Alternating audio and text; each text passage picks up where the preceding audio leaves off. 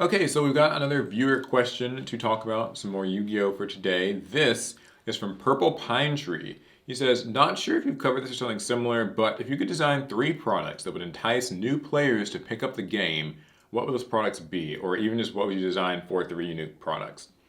Very good question. Thank you for submitting it. I would love to talk about this because, as you guys know, I'm all about the inside baseball Yu-Gi-Oh stuff.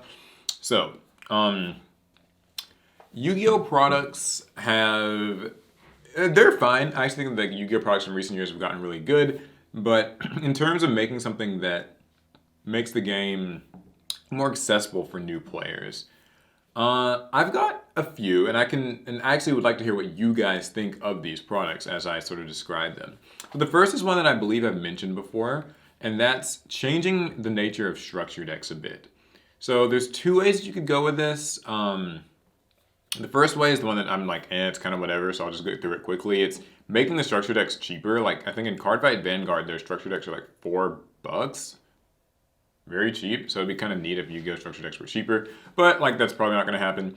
I think that the more realistic approach, and one that would probably be like a lot better, is increase the price of the structure deck, but include side decks and extra decks, and even a playmat. So basically, turn structure decks or starter decks or whatever into like starter or structure kits. So why would this be good? I think that a big thing with Yu-Gi-Oh right now is that it's sort of complicated to learn and it's kind of trial by fire. And many times when people are getting into the game, they don't really know like what side decking even is if they're trying to play competitively. Now, if you've been playing this game, you know that side decking is a huge deal. And it's something that you kind of have to do in order to compete in the game. There's going to be problematic matchups. So, to get players into the habit of side decking and kind of getting them just familiar with it, I think it would be really good to include a basic side deck in a lot of these structure decks. Now, that doesn't have to mean like here you get triple forbidden droplets and triple evenly matched and lightning storms, like all the most powerful cards. As nice as that would be, I'm not gonna like say no to those reprints if they choose to do it, but you could give people some basic stuff. Like, okay, you get three twin twisters or something in your side deck. And in the deck guide or the paperwork, whatever that comes with it, it could just give you some basic advice about like when to side this card in. This is Twin Twisters. If you're playing against an opponent who uses a lot of spell and trap cards, this is a good way to deal with that. Um, or, if you wanted to deal with like monsters more easily, you could include something like Book of Taiyu. If your opponent includes a lot of, or if your opponent's deck has a lot of monsters that give you trouble, try using Book of Taiyu to like flip them all face down and make them easier to deal with, or Dark Ruler No More or something. I mean, we've seen that that's been put in structure decks before, and it currently is, I think, going to be in the next one, the Albaz Strike deck. So, like basic cards like that with basic explanations how to use them and give people a full 15 card side deck. Getting new players into the habit of side decking from the get-go would actually, it's an important game thing to learn, and also I think that it would actually help a lot with dispelling some of the like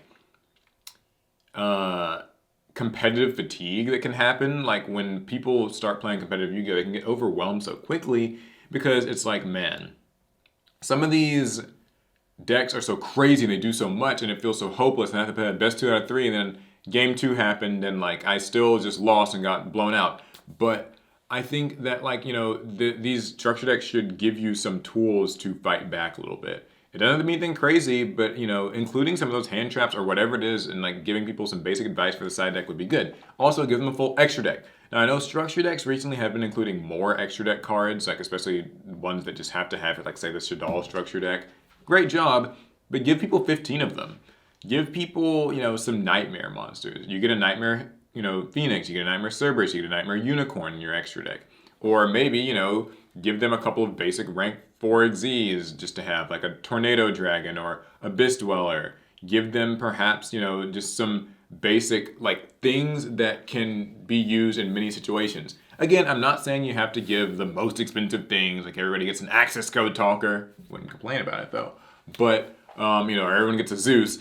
But it would be neat to give players not just the themed cards that go in their extra deck, but like just a selection of things to make for when those monsters aren't enough. It's been explored a little bit, but give people a full 15 card extra deck, especially because then it makes like the whole idea of including Pot of Extravagance in a deck, which is in the Albaz structure deck, a lot more feasible because you can actually use a card a little more closely as it's intended. So that would be nice. And then maybe changing the structure decks themselves to just be what you would have gotten with a 3x structure deck thing anyway. Like as it is now, you have to buy 3 Salamangreat structures or 3 Shaddoll structures or whatever, 3x structure deck builds. And I know Konami wants you to, do that and they get more money that way. But why not just like put it all in one to begin with, and so you can have duplicates in the structure, and it can cost $30, and you get a playmat, so you can get like the starter or structure deck playmat that accompanies it, and it's like easy pickings. I don't think it's perfect. I know that at $30, that kind of makes the barrier to entry a lot higher than like a $10 structure. But given that a $10 structure today is not enough to actually play anyway, and then you'll have to spend more money to get other things, is problematic. And I know that like Konami wants you to also have to buy some of the like, gotcha packs, the RNG packs. So if they give you Nightmare Phoenix and Nightmare Cerberus and Nightmare Unicorn, then you don't have to like go and buy packs of this set or that set to get them. But I still think that you could like leave out some of the most powerful and like super expensive things, but still give people some basic stuff with like staple extra deck cards that have been around for many years. So I think that would be a really cool way to approach structure decks. What else? Another product. It's not exactly like a new original idea of mine, but I think they need to reintroduce Dual Devastator. This was a product that came out in late 2019, I believe. I think Dual Devastator was fantastic. You got, I think it was 30 cards that were basically just staples. 30, 40, something like that. 30 staple cards, and it was like a guaranteed thing. So you bought Dual Devastator for, I believe it cost $30. That might be wrong. 30 or $40, and you got 30 staple cards. You reprinted a lot of really good just things that people needed. It didn't sell very well though.